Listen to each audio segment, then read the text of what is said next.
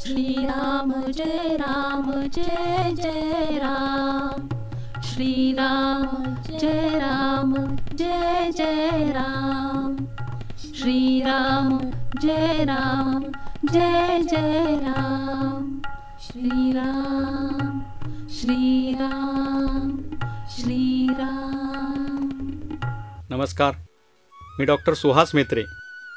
आयुर्वेद, निसर्गोपचार, ॲक्युपंक्चर, रुग्णालय व्यवस्थापन इत्यादी अनेक विषयांचा अभ्यास करता करता आणि आरोग्यावर व्याख्याने देता देता मी डॉक्टर श्रीनिवास कशाळीकर यांच्या संपर्कात आलो. त्यांच्या सहवासातून आणि त्यांच्या अनेक पुस्तकांच्या आणि लेखांच्या वाचनातून वैयक्तिक आणि वैश्विक कल्याणाची नवी दिशा, नवे परिमाण, नवचैतन्य व नवसंजीवनी मिळाली. ती इतरांना मिळावी म्हणून त्यांचं पुस्तक, लेख, व्हिडिओज www.superliving.net आणि अनेक 200 वेबसाईटवर उपलब्ध केली. ती जगभरातून रोज 5 ते 10 लाख लोक वाचत आहेत. याचा मला अत्यंत आनंद आहे. आणि म्हणूनच नामस्मरण, वैयक्तिक आणि वैश्विक कल्याणाचा राजमार्ग हे बोलकं पुस्तक सादर करताना तो आनंद शतगुणित होत आहे. तुम्हा सर्वांना या पुस्तकांचा सर्वंकष लाभ व्हावा यासाठी मनःपूर्वक शुभेच्छा. सर्वंकष वैयक्तिक आणि सामाजिक कल्याणाचा राजमार्ग नामस्मरण. लेखक डॉक्टर श्रीनिवास जनार्दन कशाळीकर. संकल्पना आणि सहाय्य डॉक्टर सुहास म्हेत्रे. प्रकाशक ईशा प्रकाशन, अर्थात international society for super living and holistic health advancement. संपर्क सौ रेखा म्हेत्रे. संपर्कासाठी फोन नंबर 9821268812. वाचक स्वर प्रीती किरकिरे आणि निर्मिती सहाय्य सुचेता गरुडे.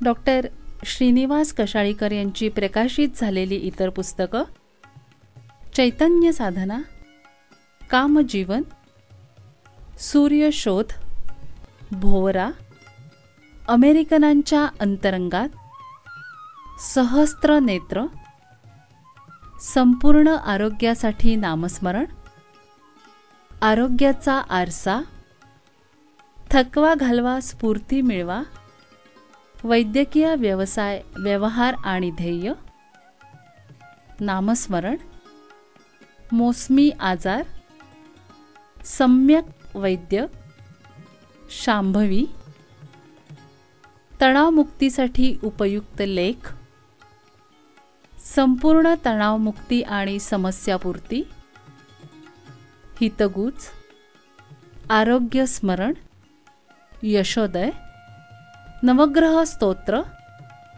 आरोग्यदीप, आरोग्य का राजमार्ग हे हिंदी पुस्तक.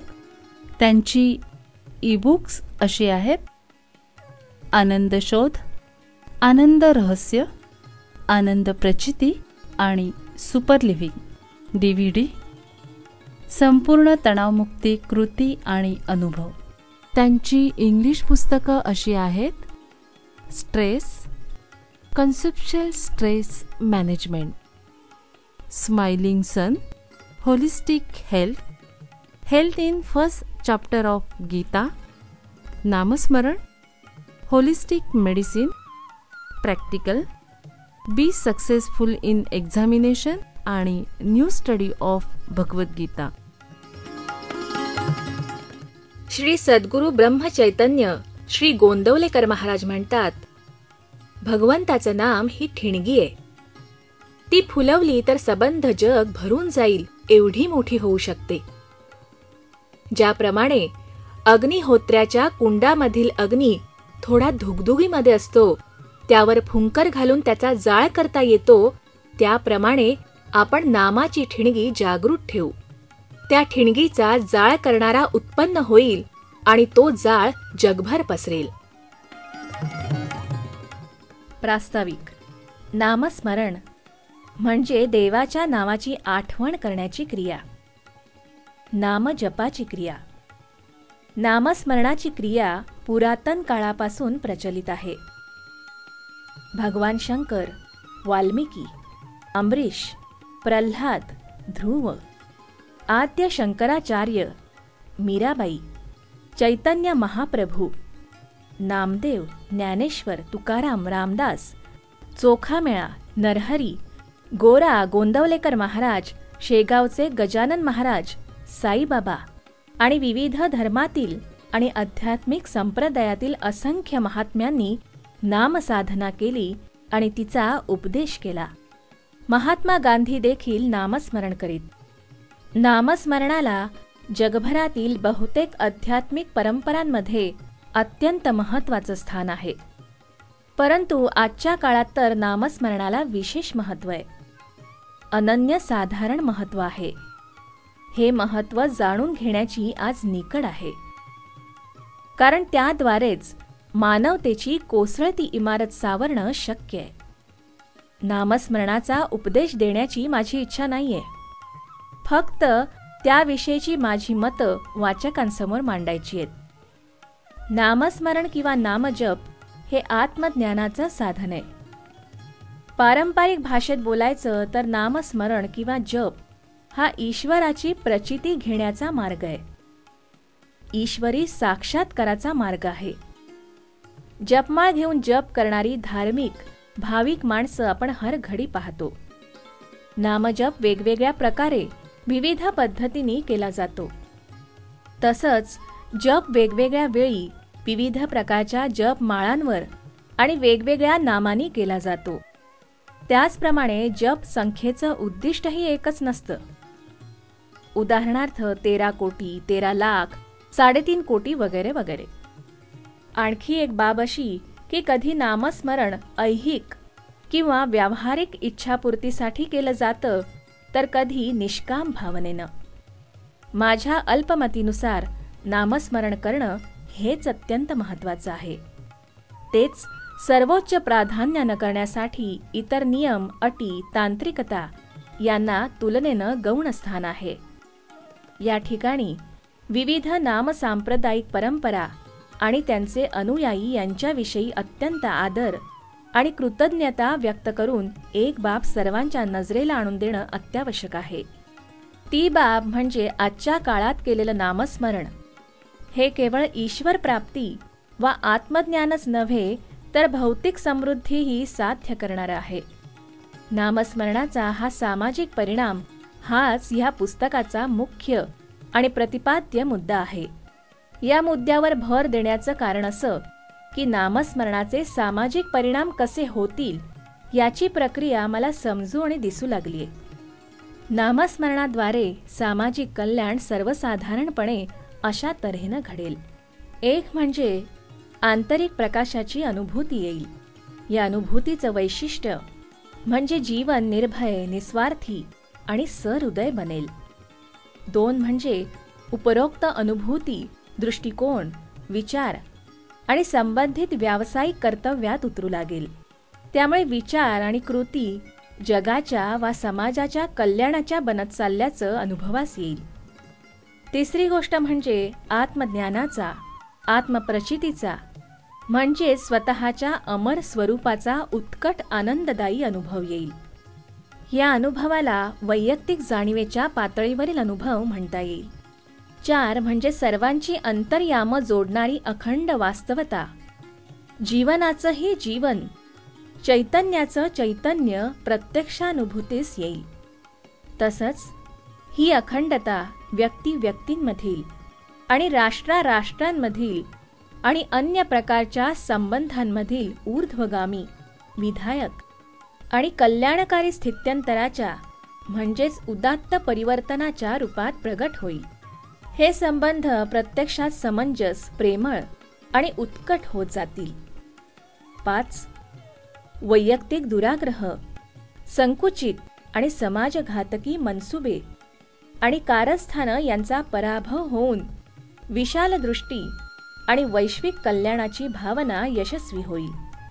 त्याचप्रमाणे नामस्मरण करणाऱ्याचं अस्तित्व स्थित्यंतरित होतं.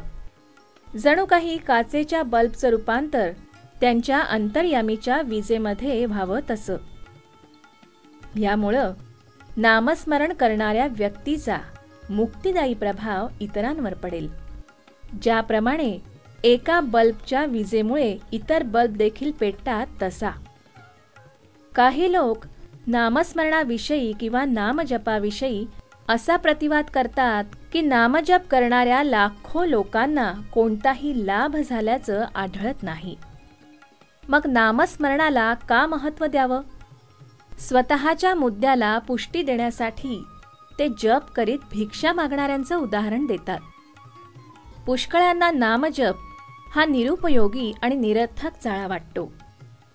काहींना तर नामजप हा वेडपटपणाच वाटतो. काहींच्या दृष्टीने हजारो कर्तृत्ववान, बलाढ्य वा श्रेष्ठ पुरुषांनी नामजपाचा अजिबात आधार न घेता इतिहासावर स्वतःचा ठसा उमटवलेला असतो. साहजिकच त्यांच्या मते नामस्मरणाला काहीच महत्त्व राहत नाही.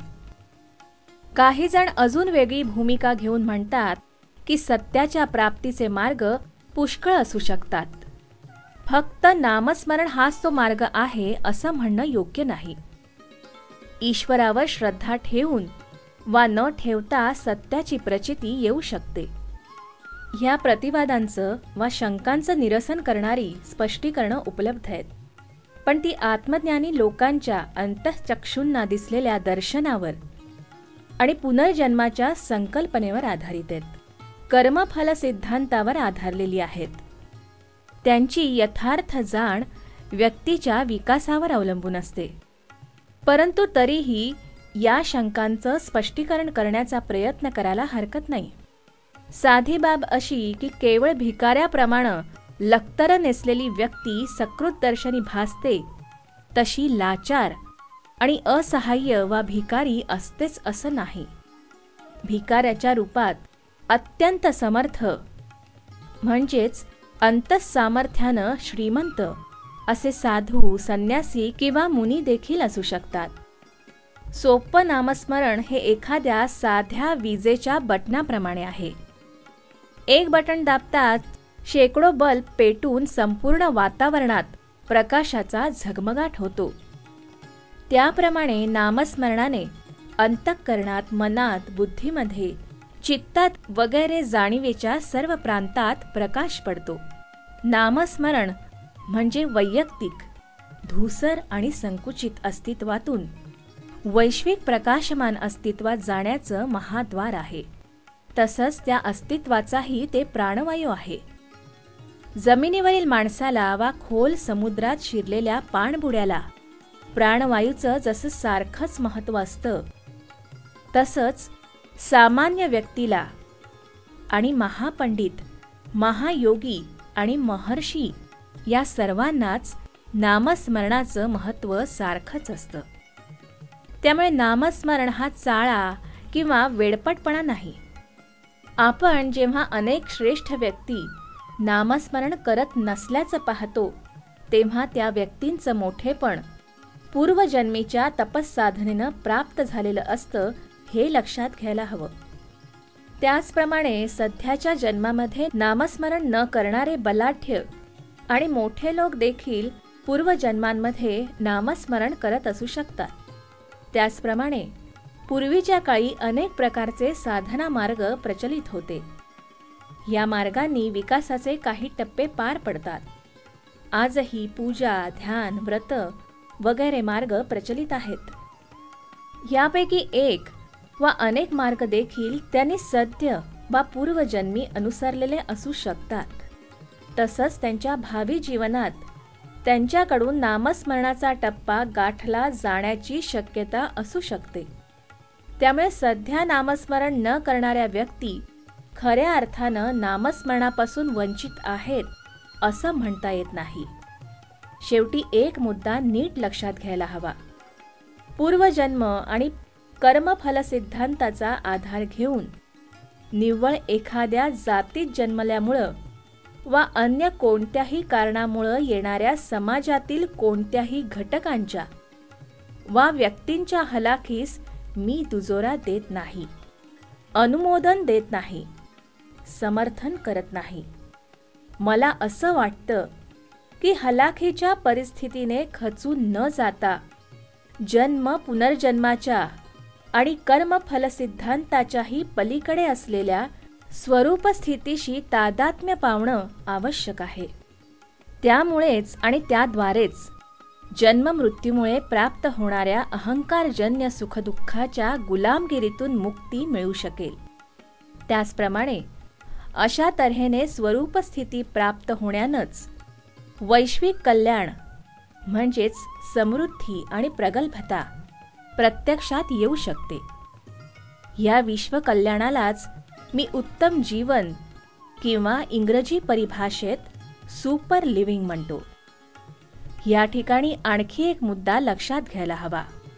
उपरोक्त स्पष्टीकरण वा विधानं काहींना एकदम पटणार नाहीत.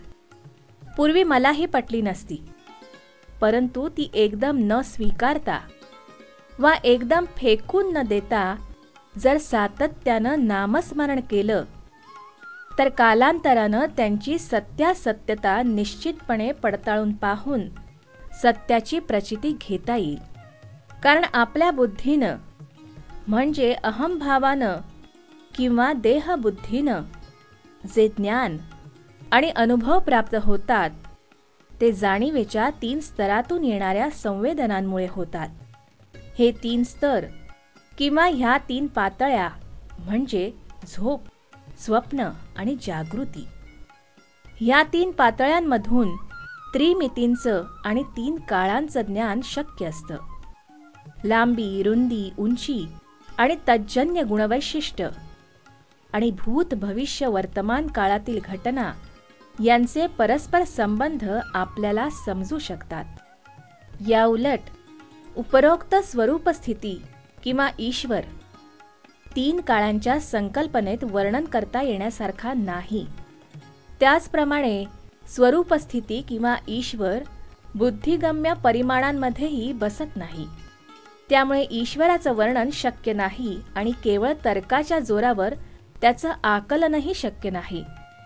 बुद्धीच्या योगानं माणूस ईश्वराच्या समीप जाऊ शकतो हे खरं आहे, परंतु बुद्धीच्या त्या पायऱ्यावरून उडी मारल्याशिवाय स्वरूपस्थितीच्या अमृत प्रवाहात तो पडत नाही.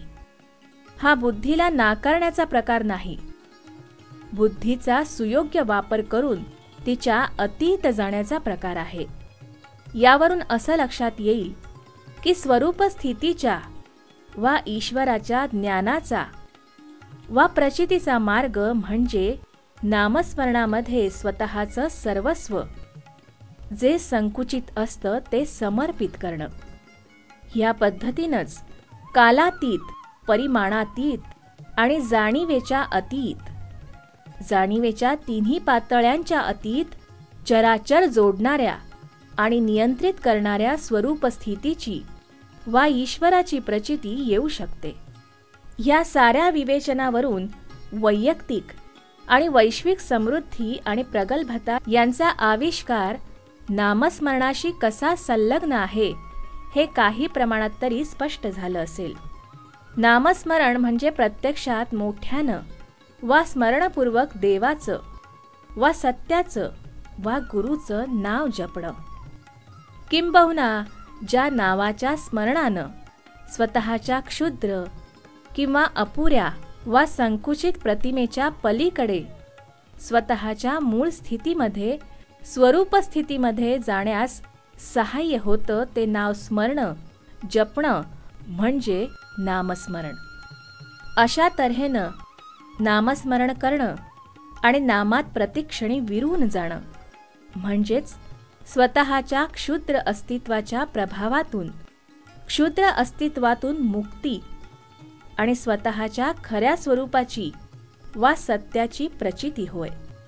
कोणत्याही धर्माचे, संप्रदायाचे, पंथाचे, विचारसरणीचे अनुयायी असोत वा जगाच्या कोणत्याही भागातील कोणतेही लोक असोत, ते जप करू शकतात, नामस्मरणामध्ये रंगून जाऊ शकतात आणि नामस्मरणात समरसून जाऊ शकतात.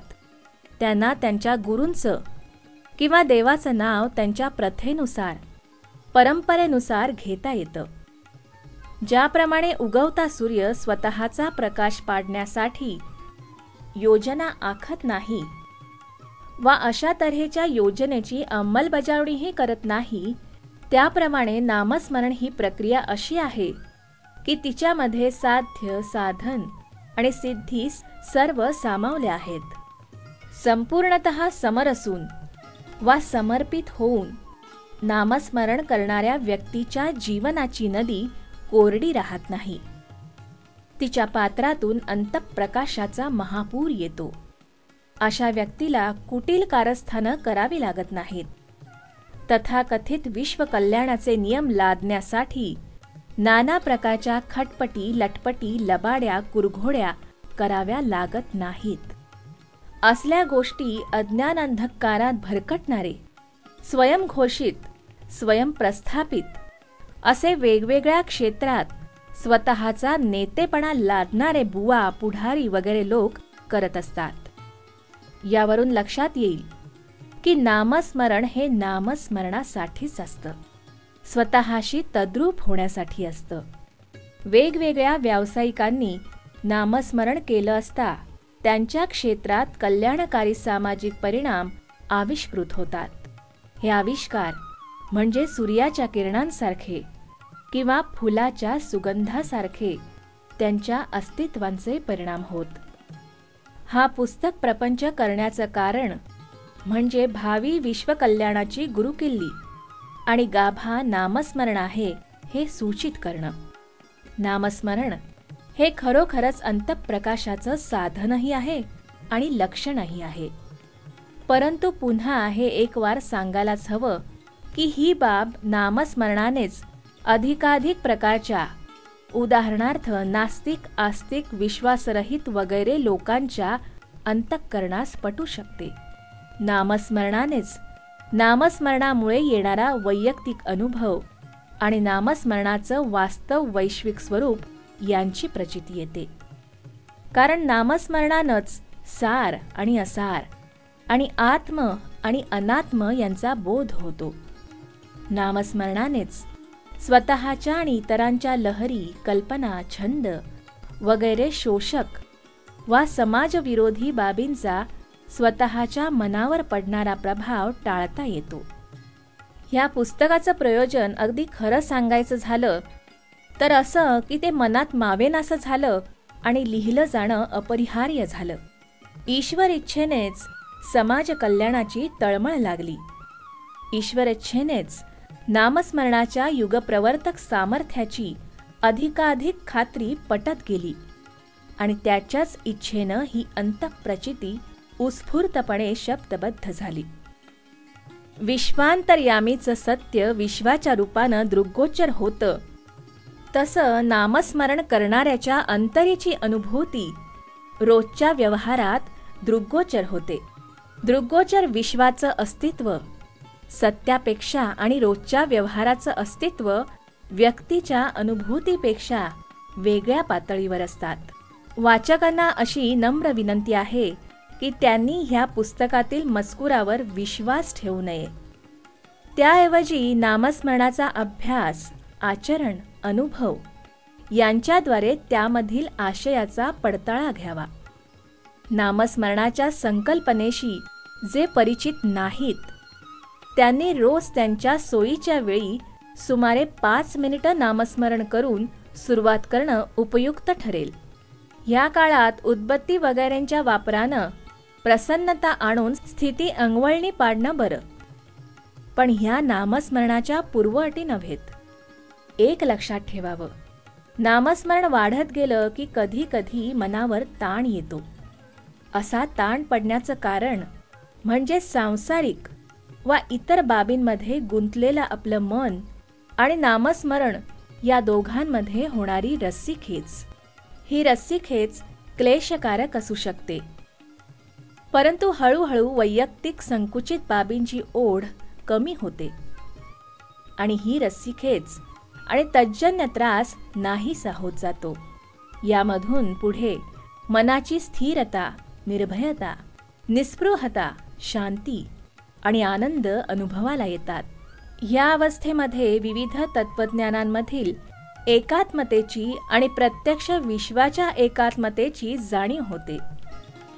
या अवस्थेमध्ये किंवा या अवस्थेतून जाताना पुढे पुढे लक्षात येतं की नामस्मरणाच्या द्वारे भावी काळात संपूर्ण मानवजातीच्या रोजच्या जीवनातही न्याय आणि बंधुत्व आविष्कृत होतील.